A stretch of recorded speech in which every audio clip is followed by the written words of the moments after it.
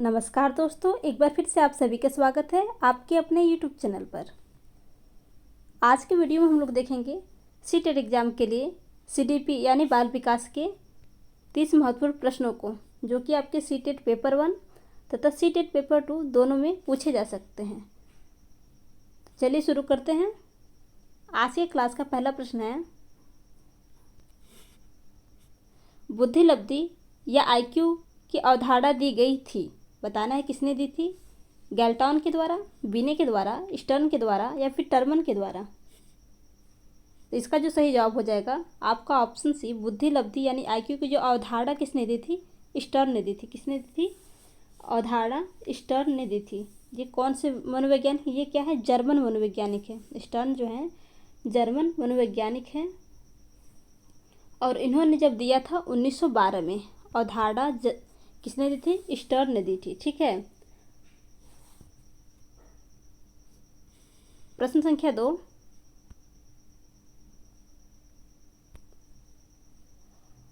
सृजनात्मकता को dash dash की अवधारणा से संबंधित माना जाता है। क्या द्रव बौद्धिकता या फिर रवादार बौद्धिकता या फिर अभिसृप्त सोच या फिर विविध सोच? तो इस प्रश्न का आपका जो सही जवाब हो जाएगा आपका ऑप्शन 4, विविध सोच करेक्ट हो जाएगा। सृजनात्मकता को विविध सोच की अवधारणा से संबंधित माना जाता है।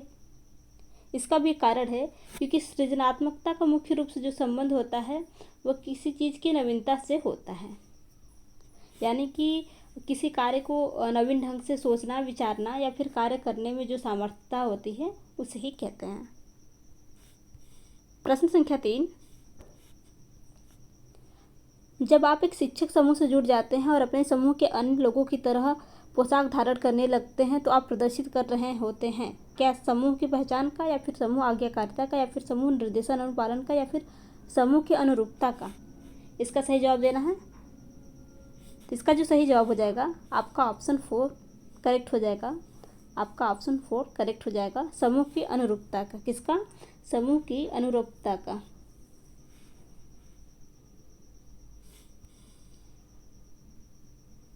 प्रश्न संख्या 4, किसी वस्तु के स्थायित्व की अवधारणा पियाजे के डैश डैश किस चरण में प्राप्त होती है? वस्तु के स्थायित्व का पूछ रहा है। किसके?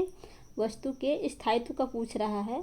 क्या संवेदीकामक, पूर्व परिचालन, मूर्त परिचालन या फिर औपचारिक परिचालन? तो इसका जो आपका सही जवाब हो जाएगा आपका ऑप्शन फर्स्ट करेक्ट हो जाएगा, संवेदीकामक। क्या? वस्तु स्थायित्व की जो अवधारणा होती है वो संवेदीकामक अवस्था में क्या हो जाती है? प्राप्त हो जाती है। ठीक है। प्रश्न संख्या 5,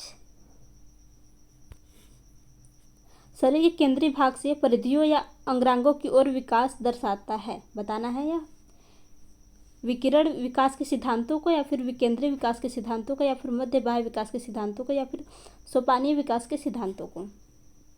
तो आपका ऑप्शन थर्ड, आपका ऑप्शन थर्ड मध्य बाह्य विकास के सिद्धांतों को क्या है? यह दर्शाता है, जिसे हम लोग क्या बोलते हैं? प्रॉक्सी मोडेस्टल डेवलपमेंट बोलते हैं। ठीक है। ये क्या है? आपका मध्य बाह्य विकास के सिद्धांत को दर्शा रहा है, जिसे हम लोग प्रॉक्सी मोडेस्टल डेवलपमेंट बोलते हैं।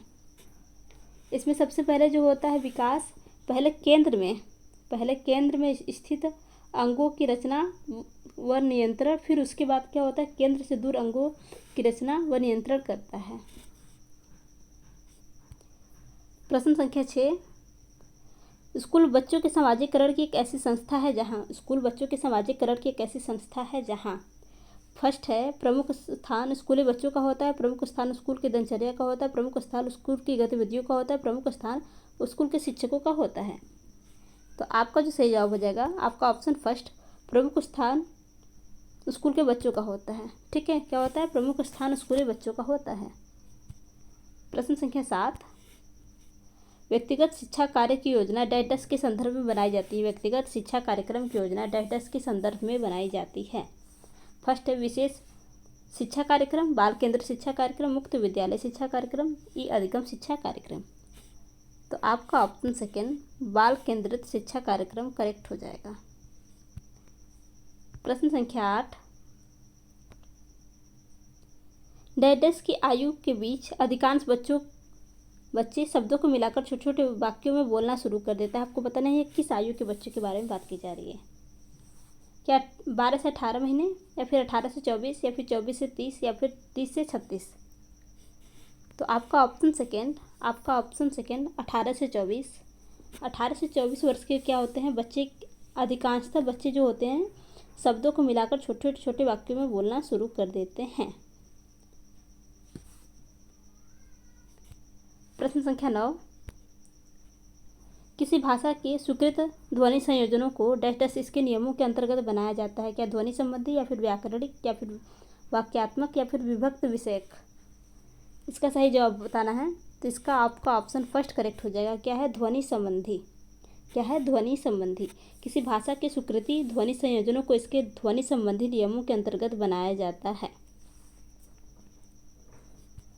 प्रश्न संख्या 10, जब सोचने की प्रक्रिया किसी भाषा द्वारा प्रभावित होती है तो ऐसी स्थिति को कहते हैं?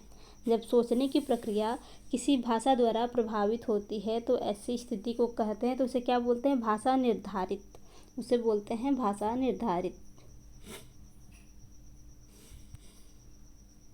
प्रश्न संख्या 11, अपने अनुभव और लक्षणों के आधार पर उपकरणों में खराबी के कारण की परिकल्पना का परीक्षण कर रवि उपकरणों की मरम्मत करता है तो वह उपयोग कर रहा है। किसका उपयोग कर रहा है? क्या अंतर्दृष्टि का, या फिर कलन विधि का, या फिर मानसिक दृढ़ता का, या फिर अनुमानी विधि का? तो ये किसका उपयोग कर रहा है? ये उपयोग जो कर रहा है ये कर रहा है अनुमानी विधि का। किसका उपयोग कर रहा है? अनुमानी विधि का। बात करें अनुमानी विधि के, कभी कभी जन्मदाता पूछ लेता है। किसको जन्मदाता पूछ लेता है? तो इनके जो जन्मदाता हैं आर्मस्ट्रॉन्ग है। कौन है? आर्मस्ट्रॉन्ग इसके जन्मदाता माने जाते हैं।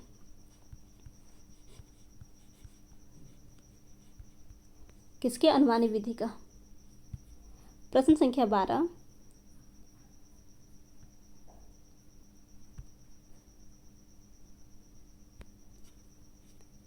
दिव्य अक्सर निर्देशित कार्यों को छोटे छोटे हिस्सों में विभाजित कर आसान बना लेती है। वह उपयोग कर रही है। किसका उपयोग कर रही है? कम करने की विधि का, या फिर द्वितीयक विस्तारण विधि का, या फिर उपलक्ष्य विसरण विधि का, या फिर क्रियात्मक जड़ता नियामक विधि का?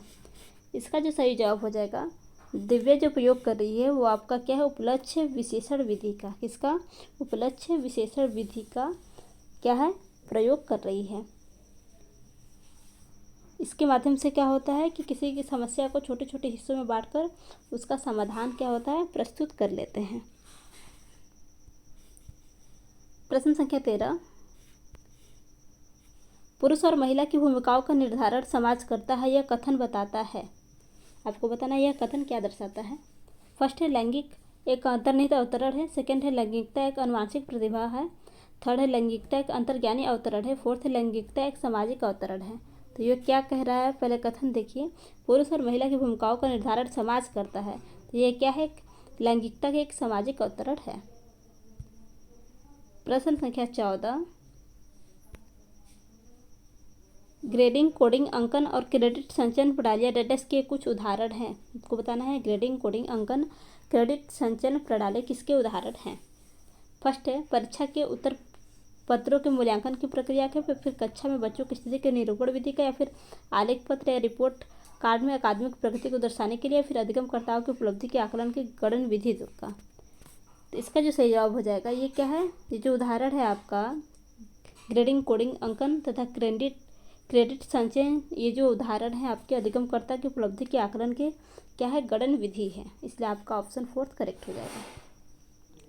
प्रश्न संख्या 15, अधिगमकर्ताओं की उपलब्धि का आकलन शिक्षकों की सहायता करता है। अधिगमकर्ताओं की उपलब्धि का आकलन शिक्षकों की सहायता करता है। फर्स्ट ऑप्शन है आपका अधिगमकर्ताओं के प्रदर्शन का रिकॉर्ड रखने में, अधिगमकर्ताओं के विधियों की प्रभावशीलता का मूल्यांकन करने में, अधिगमकर्ताओं की अधिगम की क्षमता को समूह बनाने में, या फिर शिक्षण के लिए गतिविधियों की सूची तैयार करने में।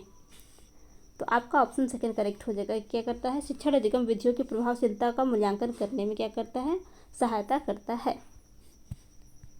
प्रश्न संख्या 16, समावेशी शिक्षा डैश सिद्धांत पर आधारित है। क्या फिर सामाजिक संतुलन पर, या फिर समता या समानता के अवसर पर, या फिर सामाजिक अस्तित्व या वैश्वीकरण, या फिर विश्व बंधुता? इसका जो सही जवाब हो जाएगा आपका क्या है? समावेशी शिक्षा जो होता है आपका समता व समान अवसर के सिद्धांत पर आधारित है। इसलिए आपका ऑप्शन सेकंड करेक्ट हो जाएगा। प्रश्न संख्या 17।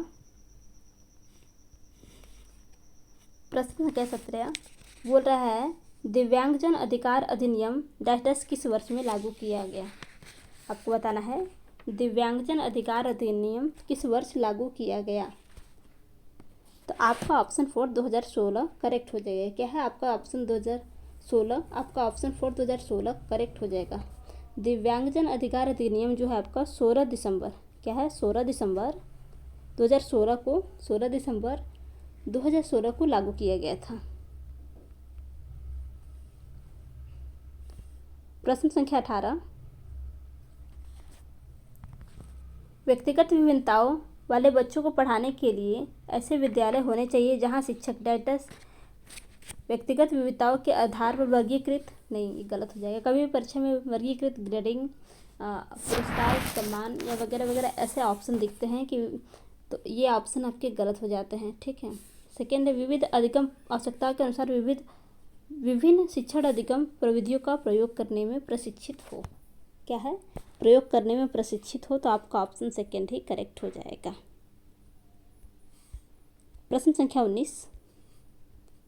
निःशुल्क एवं अनिवार्य बाल अधिकार अधिनियम 2009 दिव्यांग बच्चों को निःशुल्क शिक्षा के अधिकार को सुनिश्चित करता है। आपको बताना है किस उम्र के बच्चों के लिए क्या है सुनिश्चित करता है। तो ये जो आपका पहला ही ऑप्शन करेक्ट हो जाएगा 6 वर्ष से लेकर 18 वर्ष के बच्चों के लिए। प्रश्न संख्या 20।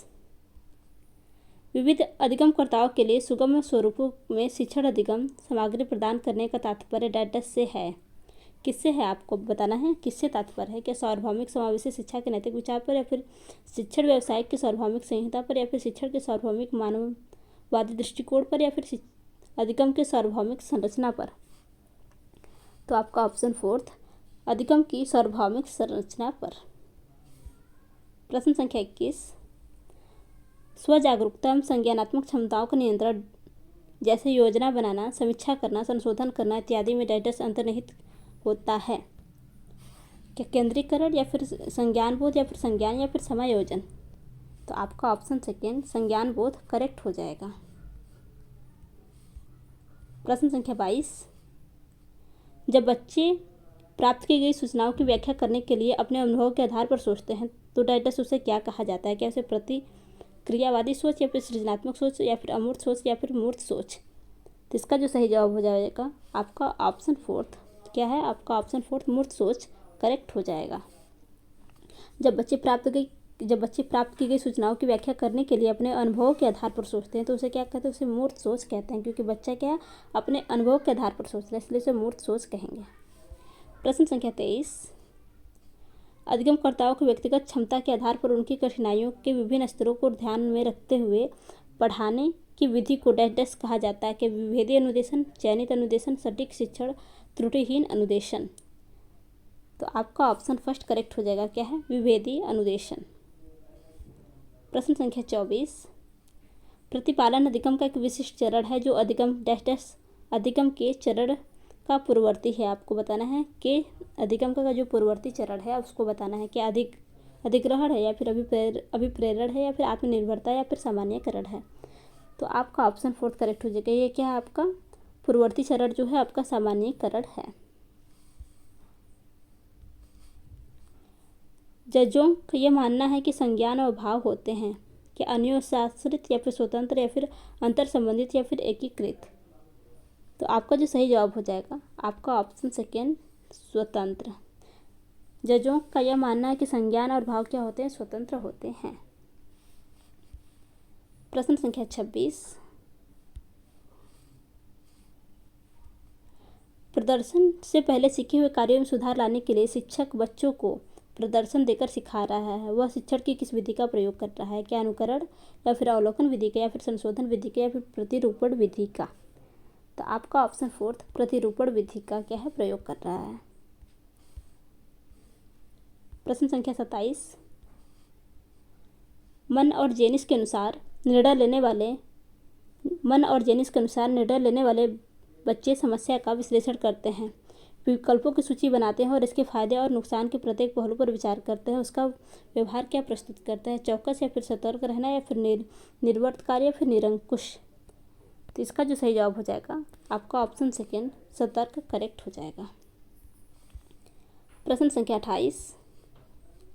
एक समस्या सुधारक बच्चा डैडस के विचारों के आधार पर कथनों की सच्चाई या फिर संभावना का मूल्यांकन करता है। सृजनात्मकता या फिर सौंदर्य बोध या फिर अमूर्त या फिर तार्किक। तो आपका ऑप्शन फोर्थ तार्किक करेक्ट हो जाएगा। क्या है? एक समस्या सुधारक बच्चा जो होता है तार्किक विचार के आधार पर कथनों की सच्चाई का क्या है मूल्यांकन करता है। प्रश्न संख्या 29। जिस दिए गए कार्य को करते समय बच्चा स्वयं आनंद लेते हुए अनुभव प्राप्त करता है उसे डैश कहा जाता है। जिस दिए गए कार्य को करते समय बच्चा स्वयं आनंद लेते हुए अनुभव प्राप्त करता है डैश उसे कहा जाता है। ड्रिल और अभ्यास कार्य उपभोक्ता प्रकार का कार्य या फिर निर्माणात्मक प्रकार का कार्य या फिर समस्या प्रकार का कार्य। तो आपका जो सेकेंड ऑप्शन है उपभोक्ता प्रकार का कार्य करेक्ट हो जाएगा। प्रश्न संख्या 30। बहुसंवेदी शिक्षण अधिगम की प्रविधि में अधिगम संवर्धन हेतु श्रव्य दृश्य श्रव्य या फिर स्पर्श और डैश संवेदनाओं का एक साथ प्रयोग किया गया है। क्या यह गतिबोधक या फिर कर्ण कोटर या फिर प्रत्यक्षीकरण या फिर अवलोकन। तो इसका सही जवाब देना है। प्रश्न संख्या 30 का सही जवाब देना है। इसका सही जवाब क्या हो जाएगा? तो इस प्रश्न का जो आपका सही जवाब हो जाएगा आपका ऑप्शन फर्स्ट क्या है गतिबोधक करेक्ट हो जाएगा। क्या है? गतिबोधक आपका जो ऑप्शन है करेक्ट हो जाएगा। सो फ्रेंड्स, अगर आपको आज की वीडियो हेल्पफुल लगी हो तो वीडियो को लाइक तथा चैनल को सब्सक्राइब करना न भूलिएगा। और सीटेट के एग्ज़ाम के लिए जो सबसे इम्पॉर्टेंट चीज़ होती है कि क्या है ज़्यादा से ज़्यादा प्रैक्टिस करना चाहिए। ज़्यादा से ज़्यादा मॉक टेस्ट दीजिए या फिर ज़्यादा से ज़्यादा प्रैक्टिस सेट सॉल्व करिए। इससे क्या होगा कि एक कॉन्फिडेंस भी आता है और क्वेश्चंस जो गलत होते जाते हैं उसके आधार पर हम लोग उसे क्या होता है एनालिसिस करते जाते हैं। तो ये बहुत ज़रूरी है। जितना हो सके पढ़ाई के साथ साथ एक ही सेट करिए लेकिन ज़रूर करिए। धन्यवाद।